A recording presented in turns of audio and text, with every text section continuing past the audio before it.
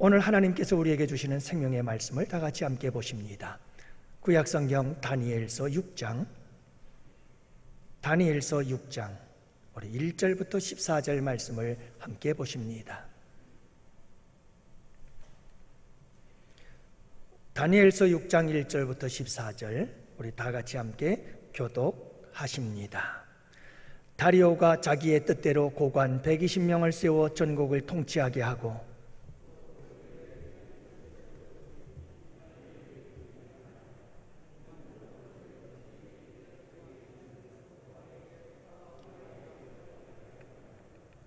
다니엘은 마음이 민첩하여 총리들과 고관들 위에 뛰어남으로 왕이 그를 세워 전국을 다스리게 하고자 한지라.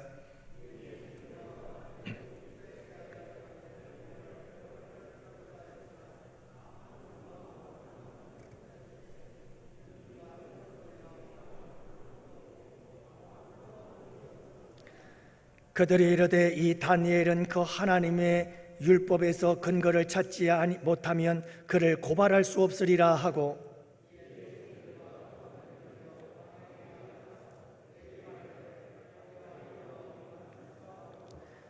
나라의 모든 총리와 지사와 총독과 법관과 관원이 의논하고 왕에게 한 법률을 세우며 한 금령을 정하실 것을 구하나이다. 왕이여, 그것은 곧 이제부터 30일 동안에 누구든지 왕 외에 어떤 신에게나 사람에게 무엇을 구하면 사자굴에 던져넣기로 한 것이니이다.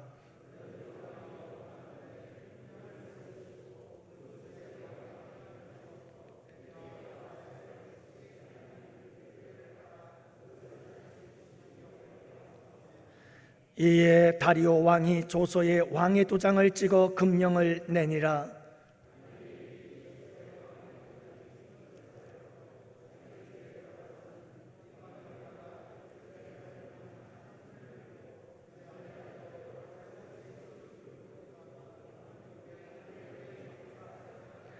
그 무리들이 모여서 다니엘이 자기 하나님 앞에 기도하며 간구하는 것을 발견하고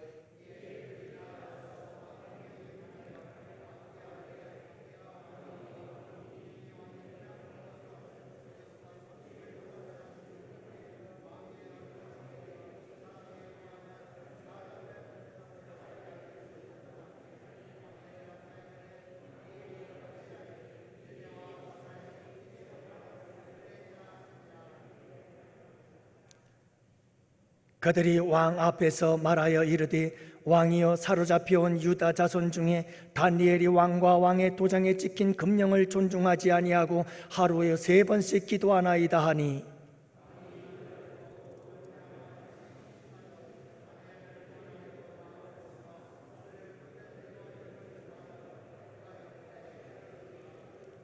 아멘.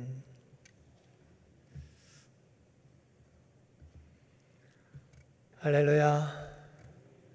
아쉽지만 오늘 또 이렇게 우리가 대면 예배를 드리고 한동안 또 못 뵙게 됐네요. 제가 설교를 다 준비를 해놨었습니다마는 코로나 4단계라고 하는 얘기를 듣고 제가 급히 설교를 다시 준비를 했습니다. 그래서 오늘 여러분들과 함께 이 말씀을 나누려고 합니다. 여러분, 우리는 예수님이 물 위를 걸으시고 5,000명을 먹이셨다는 사실에 흥분해서 구명조끼를 벗어 던지거나 식사 준비를 그만두어서는 안 된다. 이것은 유진 피터슨 목사님이 쓴 다윗 현실에 뿌리박은 영성이라고 하는 책에 나오는 내용의 일부입니다. 그는 이 책에서 사람들이 신이 되려고 한다고 이야기를 합니다. 그의 말을 들어보십시오. 인간성에 대한 좋지 않은 경험들로 인해 인간됨의 경의를 갖거나 인간 조건을 용납하기 어렵게 되었다. 그래서 소위 영적인 일에 집중함으로 파고들어 신들같이 되는 일에 매진하는 것이 더 쉬워 보이고 훨씬 매력적으로 보인다라고 그는 책에 기록합니다. 쉽게 말하면 이렇습니다.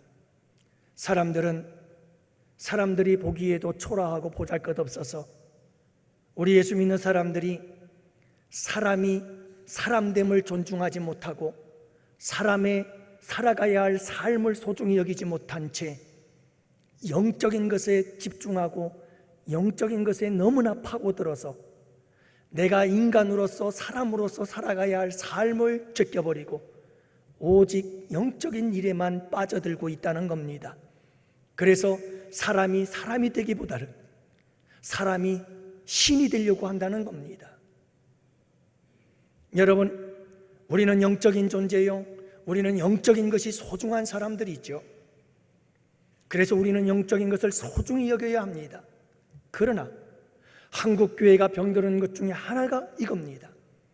너무 교회 안에서 영적인 것, 신령한 것, 영적인 능력, 영적인 은사 이것들을 추구하면서 한편으로 잃어버린 것이 있었습니다.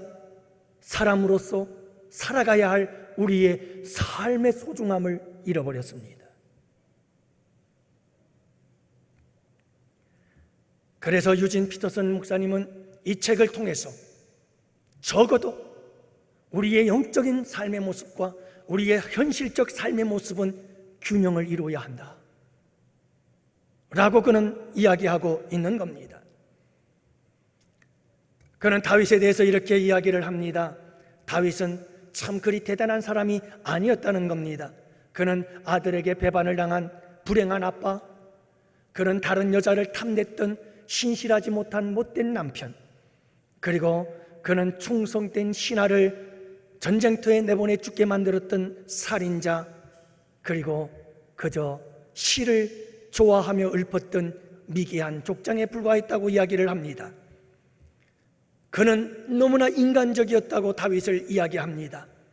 그는 싸우기도 하고, 그리고 기도하며 울부짖기도 하고, 그리고 그는 사랑을 하기도 하고, 그는 죄를 짓기도 하고, 그래서 8명의 아내를 두었던 다윗, 분노하는 다윗, 비뚤어지고 빗나갔던 다윗, 그리고 그러나 이따금씩은 또 마음씨 좋은 다윗, 얼마나 감정적으로 충만했는지 기쁜 일이 있고 즐거운 일이 있을 때 바지가 흘러내리는 것도 모른 채 춤을 추었던 다윗. 이런 다윗의 모습들을 보면 다윗은 참 평범한 사람이었고 그는 정말 인간적인 면으로 가득한 사람이었다라고 얘기를 합니다. 그러나 그에게 우리와 남다른 모습이 하나 있었다고 한다면 바로 그는요, 그의 인생 전체가 하나님과 대면하여 살았다는 것입니다.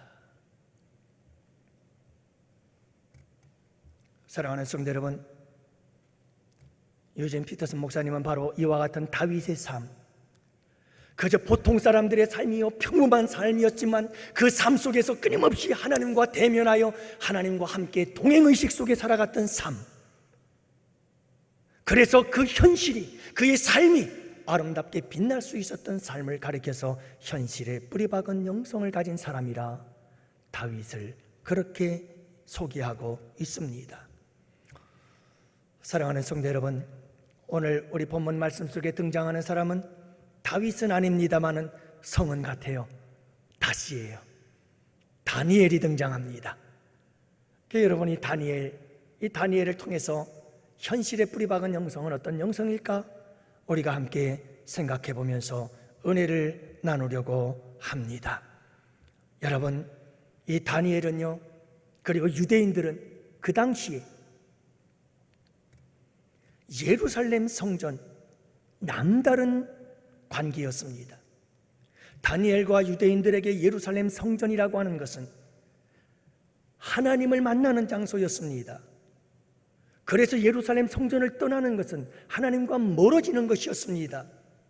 하나님의 성전을 떠나서는 하나님을 생각할 수가 없었던 것이 당시의 유대인들이고 다니엘이었습니다. 여러분, 당시에 다니엘과 유대인들의 예루살렘 성전이라고 하는 것은 예배와 경배의 장소였습니다. 그들은 각처에 흩어졌다가 세계에 흩어졌다가도 절기가 되면 모두가 다 거리를 멀다 하지 아니하고 수일을 지나서 여러분이 예루살렘 성전에 모여서 하나됨을 확인하고 한 공동체임을 확인하며 하나님 앞에 예배를 올렸던 예배 공동체였습니다. 성전은 예배의 장소였습니다. 뿐만이 아닙니다. 여러분, 예루살렘 성전이라고 하는 것은 다니엘과 유대인들에게 있어서 이것은 소중한 기도의 장소였습니다. 기도하기 위해서 그들은 반드시 예루살렘 성전으로 올라갔습니다. 그래서 사무엘의 어머니 한나도 예루살렘 성전에 올라가서 기도하고 예루살렘 성전에 올라가 기도하다가 응답을 받아 아들 사무엘을 얻게 되어지지 않았어요? 베드로와 요한도 여러분 정한 시간에 기도하기 위하여 성전에 올라가다가 성전 미문에 앉은 안전뱅이를 발견하고 그를 고쳐주는 기적의 역사를 이루었던 적이 있잖아요. 기도하기 위하여 성전으로 올라가는 거예요. 예수님도 말씀하셨습니다. 내 집은 만민이 기도하는 집이라 성전은 기도하는 곳이라고 우리 주님께서 말씀하셨습니다.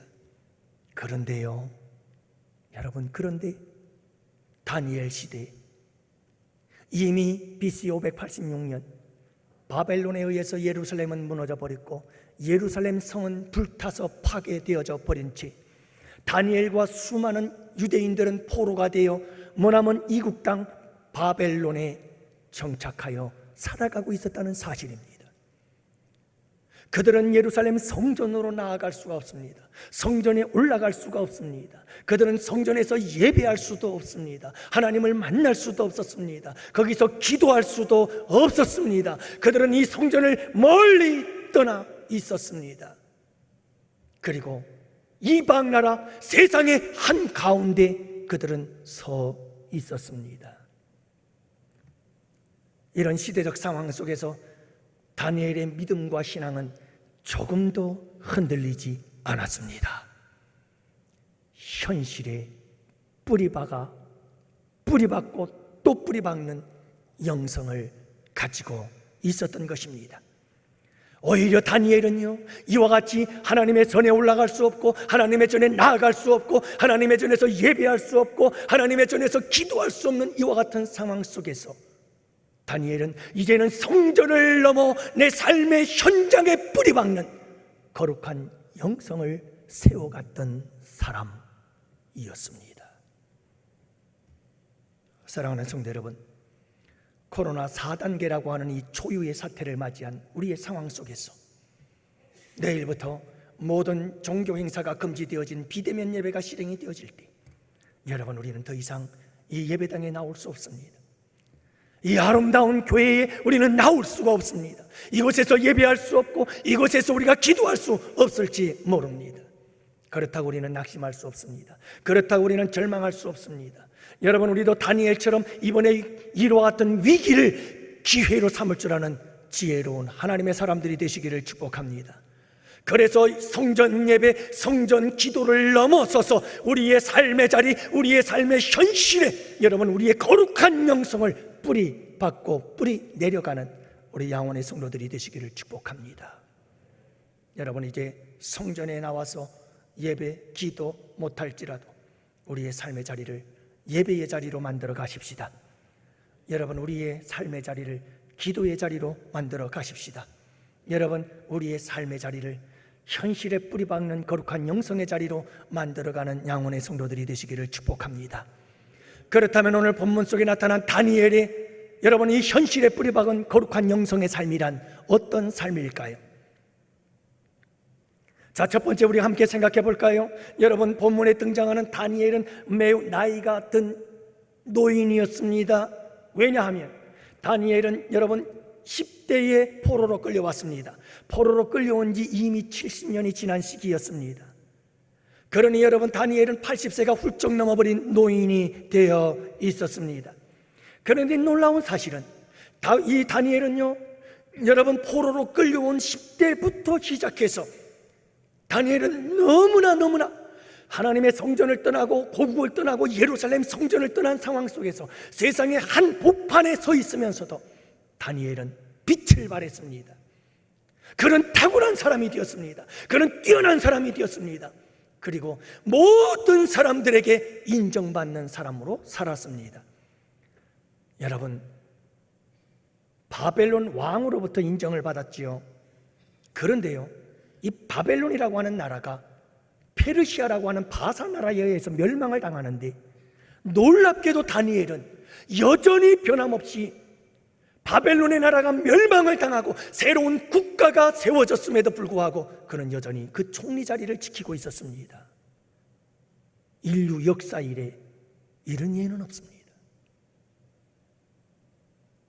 그만큼 다니엘은 이 세상의 한복판에 그냥 던져졌다 할지라도 그는 세상의 한복판에서도 그는 인정받는 사람이었습니다. 존경받는 사람이었습니다. 여러분, 도대체 다니엘이 예루살렘 성전을 떠나 머나먼 이 이국 땅 세상의 한복판에서 어떻게 이렇게 인정받는 사람으로 살 수가 있었을까? 오늘 3절 말씀은 이렇게 기록하고 있습니다. 다니엘은 마음이 민첩하여 총리들과 고관들 위에 뛰어남으로 왕이 그를 세워서 전국을 다스리게 하고자 했다. 중요한 단어가 세트 있습니다. 마음이 민첩했다는 겁니다. 여러분, 다니엘은 마음이 민첩한 사람이었다는 거예요. 우리가 현실에 뿌리박아야 할 영성이 바로 이거예요. 마음의 민첩함이라는 거예요. 원어의 뜻을 찾아보니 이런 의미가 있어요. 여러분, 마음이 민첩했다는 것은 이런 뜻입니다. 올바른 분별력과 판단력과 그리고 과감한 실천력을 가진 사람을 일컬어 의미하고 있습니다. 그러니까 다니엘은 다시 말하면 여러분, 올바른 분별력과 판단력을 가지고 어떤 일이든지 분별하고 판단한 다음에는 과감하게 그 판단을 따라서 실천하며 나아갈 수 있었던 사람이었다는 것입니다.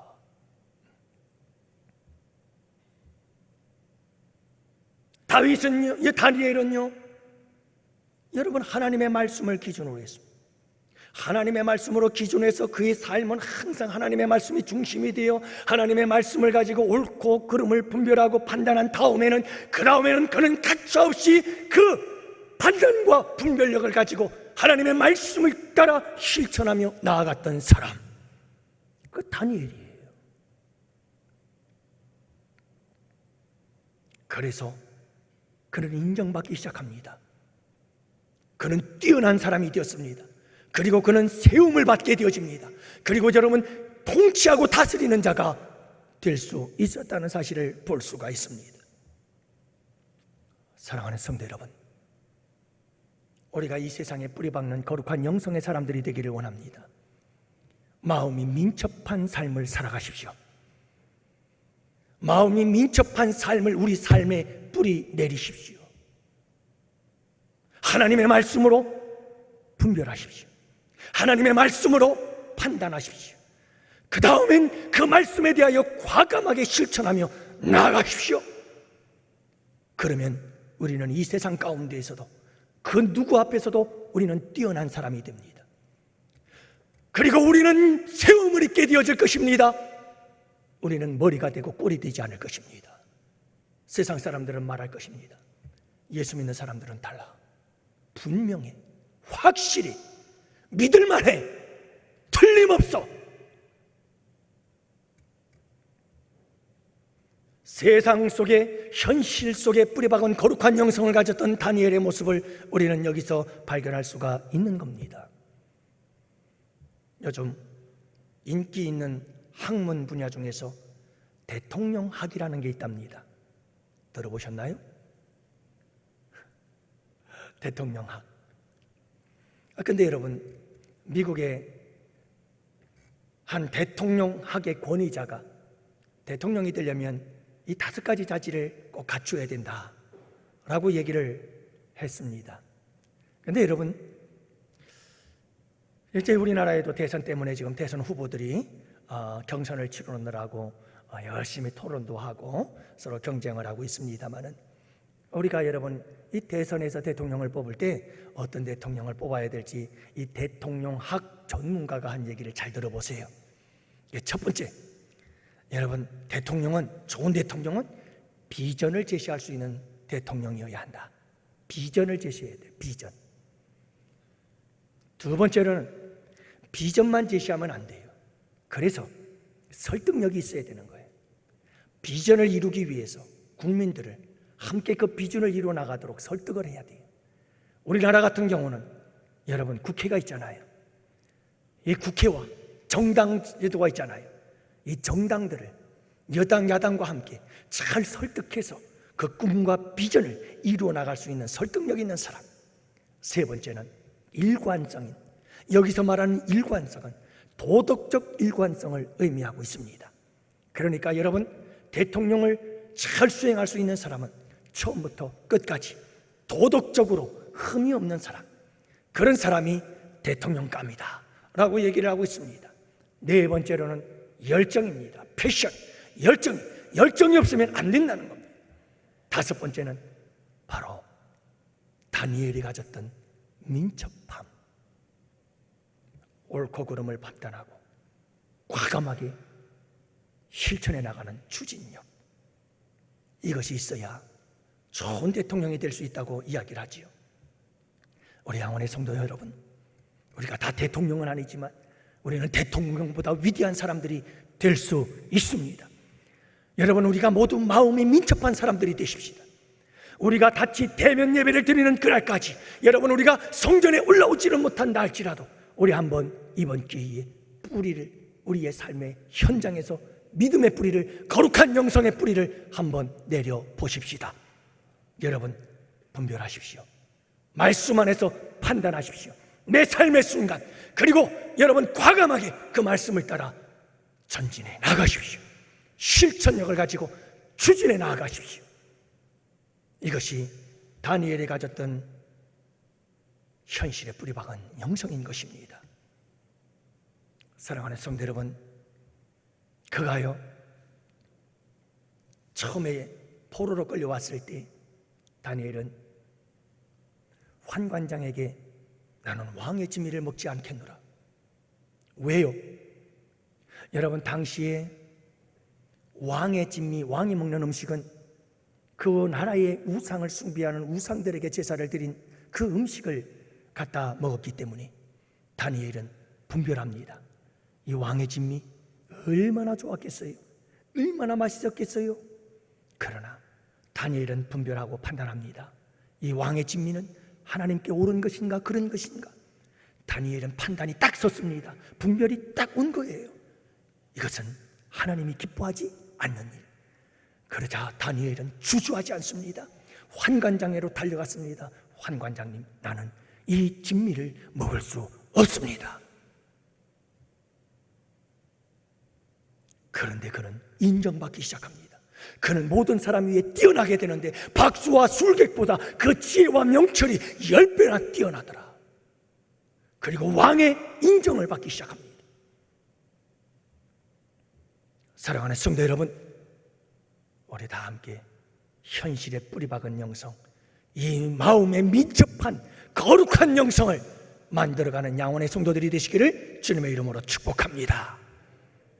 두 번째로, 다니엘이 현실에 뿌리박은 영성은 무엇일까요? 하나님의 전을 떠나 세상의 한가운데에서 그가 현실의 삶 속에 만들어갔던 그 거룩한 영성, 그것은 허물이 없는 삶을 살았다는 겁니다. 허물이 없었더라.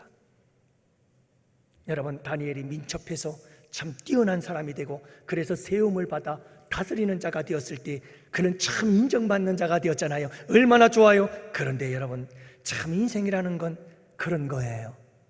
시기하는 사람이 있어요. 시기하는 사람이 있어요. 당시 여러분, 이 페르시아의 고관들이 다니엘을 시기하기 시작한 거예요. 그래서 다니엘이 허물을 찾기를 시작한 겁니다. 여러분 꼭 기억하시기를 바랍니다. 인정과 시기는 같이 공존합니다. 항상 내가 어디를 가서 인정을 받으면 반드시 시기하는 사람이 있습니다. 시기와 공존하는 것, 인정과 시기는 함께하는 거예요. 이게 참 인생의 굴레요 아이러니입니다. 그래서 여러분, 이 고관들이 다니엘의 허물을 찾기를 시작했습니다. 그런데 이게 웬일이에요? 아무리 찾고 아무리 찾아봐도 다니엘에게는 허물이 없었어요. 사랑하는 성도 여러분, 시기하는 자들은 끊임없이 찾습니다. 뭘 찾는지 아세요? 허물을 찾습니다. 잘못을 찾습니다. 죄를 찾습니다. 시기하는 사람은 절대로 다른 사람의 좋은 점을 찾지 않습니다. 사랑의 사람은 남의 허물을 덮어줍니다. 사랑의 사람은 남이 잘되게 합니다. 남들을 기뻐하고, 남들이 잘될 때 기뻐하고, 남들이 슬퍼할 때 함께 슬퍼할 줄 아는 사람이죠. 그러나 시기의 사람은 항상 찾습니다. 뭘 찾을까요? 허물을 찾아요. 허물을. 왜요? 분명합니다. 이유는 분명합니다. 넘어뜨리고, 실패하고, 망하게 하고, 멸망시키려고.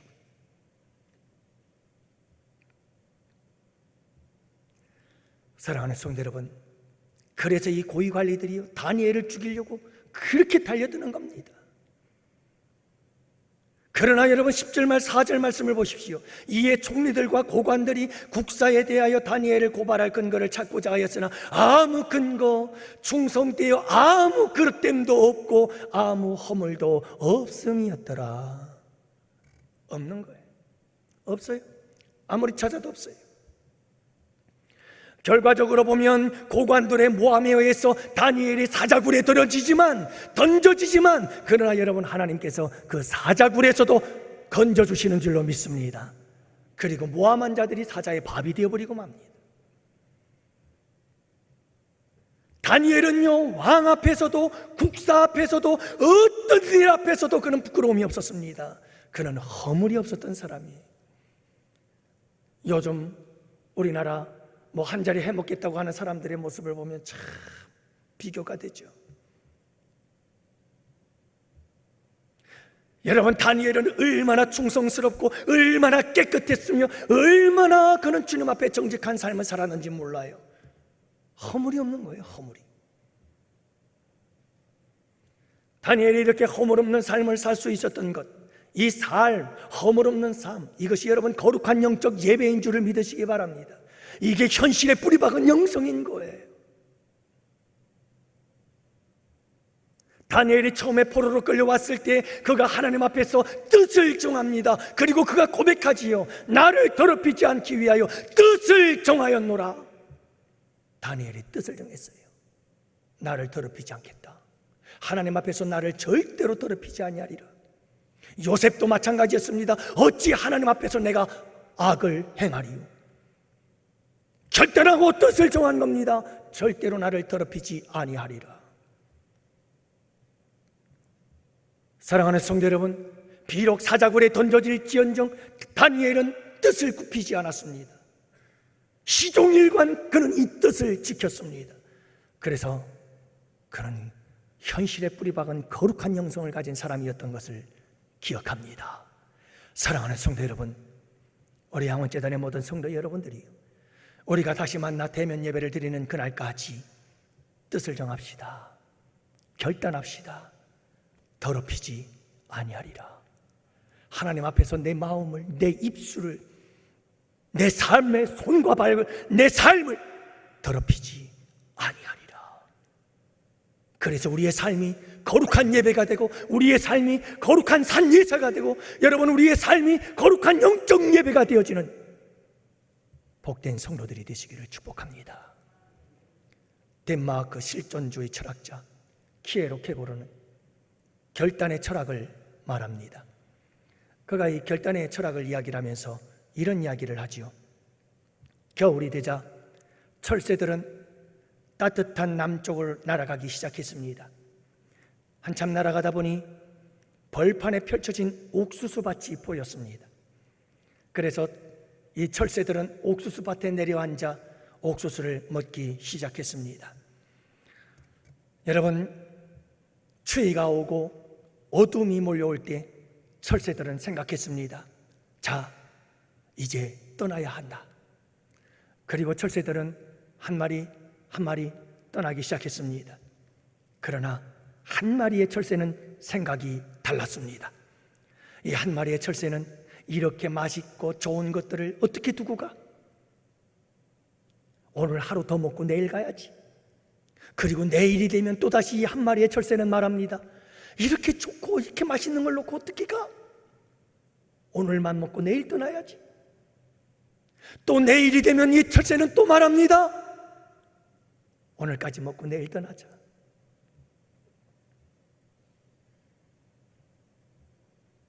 여러분, 이런 생각이 반복되는 동안에 날씨가 추워지고 흰 눈이 내리기 시작했습니다. 아이고, 큰일 났다. 이 한 마리의 철새는 이제는 날아가야지. 그리고 날개를 펴고 날갯짓을 해봤지만 이미 그의 몸은 너무나 불어서 날아오를 수가 없었습니다. 그래서 그는 추위에 얼어 죽고 눈 속에 파묻혀버리고 말았습니다. 사랑하는 성도 여러분, 여기에서 우리에게 주는 도전이 무엇입니까? 결단입니다. 뜻을 정하라는 겁니다. 주저하지 말라는 겁니다. 서슴지 말라는 겁니다. 우리는 결단하고 또 결단하고 또 뜻을 정했어. 여러분, 우리 같이 대면하여 예배하는 그날까지 여러분, 나를 더럽히지 않기를 결단하고 나아가는 우리 양원의 성도들이 되시기를 축복합니다. 그래서 현실의 뿌리박은 영성의 사람들로 나아갑시다. 현실에 뿌리박는 우리의 영성을 현실에 뿌리박고 우리의 믿음을 현실에 뿌리박아 나아가는 우리 양원교회 성도들이 되시기를 축복합니다.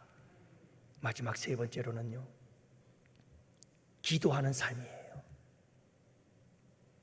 사랑하는 성도 여러분, 다니엘 그리고 모든 유대인들은 기도는 성전에서 하는 것이라고 생각했습니다. 그러나 성전은 불타 없어져 버렸고 그들은 포로로 끌려와 머나먼 이국 땅에 덩그러니 놓여지게 되었습니다. 그렇다고 다니엘이 원망했을까요? 불평했을까요? 환경을 탓했을까요? 그렇지 않습니다. 다니엘은 여전히 기도했습니다. 비록 성전에 올라가서 기도하지 못하고 성전에 나아가서 기도하지는 못할지언정 그럼에도 불구하고 다니엘은 기도했습니다. 어디서요? 집에서요. 삶의 현장에서요. 그렇게 다니엘은 기도했습니다. 10절 말씀해 보니까 자기 집에 돌아가서는 윗방에 올라가 예루살렘을 향한 창문을 열고 전에 하던 대로 하루 3번씩 무릎을 꿇고 기도하며 그의 하나님께 감사하였더라. 그는 기도를 멈추지 않았습니다. 그는 기도를 쉬지 않았습니다. 그는 계속해서 기도했습니다. 비록 성전이 아니었지만 그는 삶의 현장에서 더욱더 열심히 기도했습니다. 사랑하는 성도 여러분, 우리는 내일 일을 알지 못합니다. 우리는 언제 어디서 어떤 일을 당하는지 모르잖아요. 코로나 4단계 올 줄 알았어요, 여러분? 저는 몰랐어요. 아니, 백신 접종이 이루어지면서 그리고 국가에 여러분 이 방역 규칙에 대해서 나오는 거 보니까 막 풀어주기 시작하는데 그 분위기에 휩쓸려서 저도 이제는 끝이구나. 곧 코로나가 종식되겠구나. 그랬더니 이게 웬일이에요? 뭐 델타 변이 바이러스가 나온다 뭐 한다. 그러더니 여러분 다시 팬데믹 전 세계적으로 또다시 대유행이 시작되고 있습니다. 사랑하는 성도 여러분, 항상 우리는 준비되어 있어야 합니다. 항상 우리는 준비되어 있어야 됩니다. 이 세상 어디에 내어 던져줘도, 이 세상 한복판 그 어디에 떨어져도 교회에 나올 수 없고 교회에서 기도할 수 없다 할지라도 어디서든 더욱더 뜨겁고 열심히 기도할 수 있도록 준비해야 합니다. 여러분, 우리 최평란 권사님 갑자기 그냥 어느 날 요양병원에 들어가게 되었습니다. 참 걱정이 저는 많이 돼요.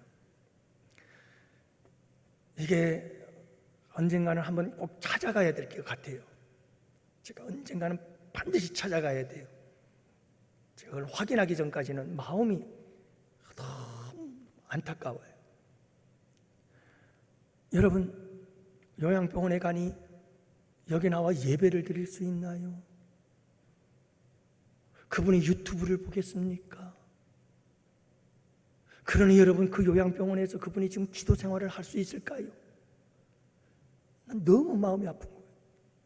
그러나 더 속상한 게 뭐냐면, 그러다 어느 날 갑자기 그분의 세상을 떠난다면 과연 예수님을 믿는 믿음 가지고 천국 갈 수 있을까라고 하는 거예요. 그래서 저는 언니가 한번 반드시 찾아갈 거예요. 그래서 그거 확인하고 올 거예요. 영접 기도하고 올 겁니다.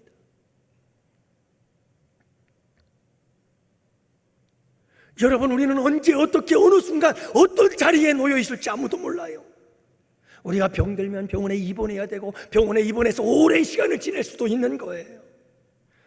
여러분, 회사에서 출장을 떠나 해외에 여러분 이방의 우상 숭배하는 나라에 가서 그곳에서 우리가 여러분 지낼 때도 있을 수가 있는 거예요. 군인들에 가서 우리 청년들은 군대에 들어가서도 있을 수가 있는 거예요. 교회에 나와서 기도하고 교회에 나와서 예배할 수 없는 상황들이 우리의 삶 속에서 펼쳐질 수가 있는 거예요. 그렇다면 여러분, 그때 우리가 어떻게 할 것인가?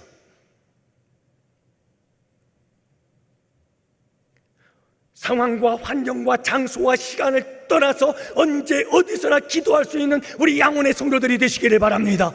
그게 바로 현실에 뿌리박은 영성인 거예요.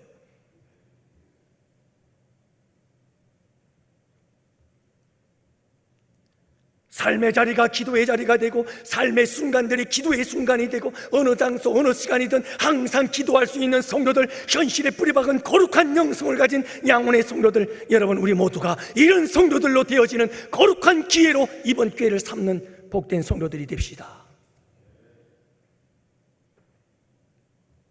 여러분들의 가정, 여러분들의 직장, 여러분들의 사업장, 여러분들의 일터가 기도하는 거룩한 기도의 방이 되게 만드십시다.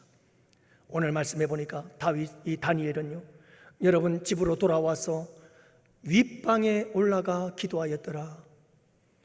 여러분, 이 다니엘에게 윗방은 기도의 방이었습니다. 우리 양원재단의 모든 성도들이 삶 속에 윗방을 준비하십시다. 기도의 방을 준비합시다.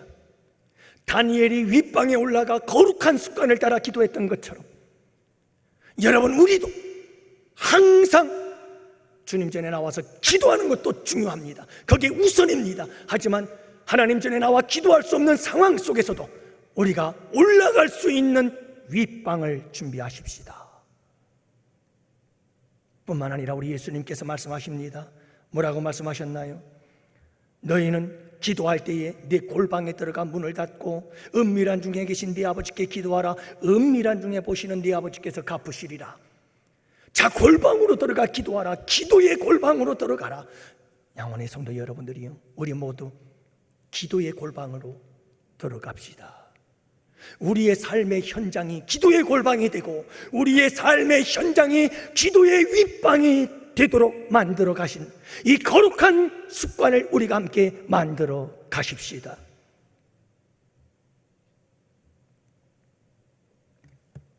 와룸이라고 하는 영화가 있습니다. 와룸.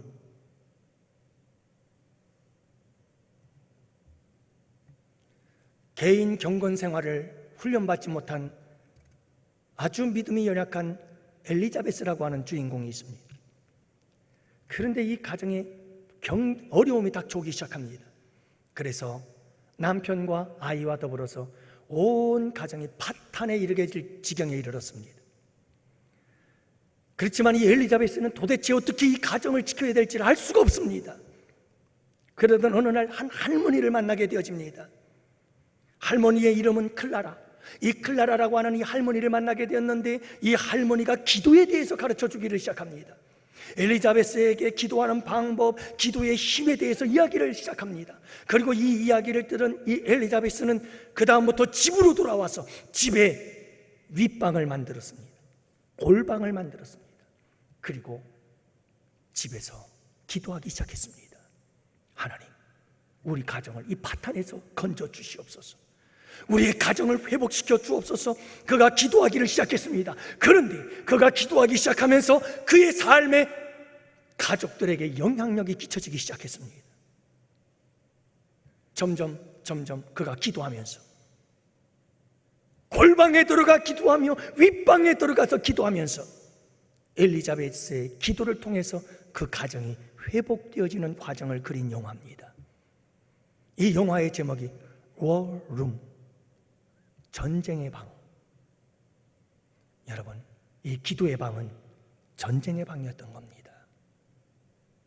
사랑하는 성도 여러분, 우리 모두가 다 이번 기회를 통해서 안타깝지만 여러분, 우리의 삶의 현장을 거룩한 기도의 자리로, 기도의 골방, 기도의 윗방으로 만들고 그곳에서 기도할 때에 우리 주님께서 우리의 기도를 들으시고 응답하심으로 여러분, 우리의 삶의 문제들이 풀어지고 해결되어져서 여러분들이 그 간정과 그 축복과 은혜의 주인공들이 될 수 있도록 우리 다 같이 함께 현실에 뿌리박는 거룩한 영성의 사람들로 새로워져 갑시다. 말씀을 정리합니다. 여러분, 이제 우리는 적어도 2주는 함께 이렇게 예배할 수 없습니다. 그 기간 동안 현실에 뿌리박은 거룩한 우리의 믿음과 영성을 만들어 갑시다. 현실에 우리의 믿음을 뿌려내려 봅시다. 여러분, 마음이 민첩하세요. 하나님 말씀을 가지고 무슨 일이든 분별하고 판단하시고 그 다음엔 과감하게 실천해 나가세요. 2번째로는 사랑하는 성도 여러분, 우리는요 다니엘처럼 깨끗한 삶을 살아야 돼요. 뜻을 정하십시오. 하나님, 절대로 내가 하나님 앞에 더럽히지 않겠습니다 하고 결단하고 뜻을 정하십시오. 그리고 3번째는 여러분, 우리의 모든 삶이 거룩한 예배가 되게 하시고 영적 예배가 되게 하시고 우리의 모든 삶의 자리마다 기도의 자리가 되고, 그래서 우리의 모든 삶의 자리가 윗방, 기도의 윗방이요 기도의 골방이 되게 만드십시오. 성령 안에서 무시로 기도하십시오. 항상 기도하십시오. 쉬지 말고 기도하십시오. 우리 중보기도 용사들, 그래서 우리 중보기도의 용사들도 기도를 시간을 늘렸습니다. 그래서 정오에만 하던 기도를 이제 월요일서부터는 새벽 6시 정오기도, 그리고 저녁 9시 기도 3번의 문자를, 기도 제목들을 올릴 것입니다. 우리 중보기도 용사들이요, 일어나서 열심히 기도하십시다. 사랑하는 성도 여러분, 우리 모두 이 어렵고 힘든 시기를 원망과 불평에 사로잡히지 마시고 이 기회를 오히려 현실에 뿌려박는 거룩한 영성을 이루어 나아가는 복된 축복의 기회로 삼을 줄 아는 지혜로운 주의 백성들이 되시기를 주님의 이름으로 축복합니다. 기도합시다.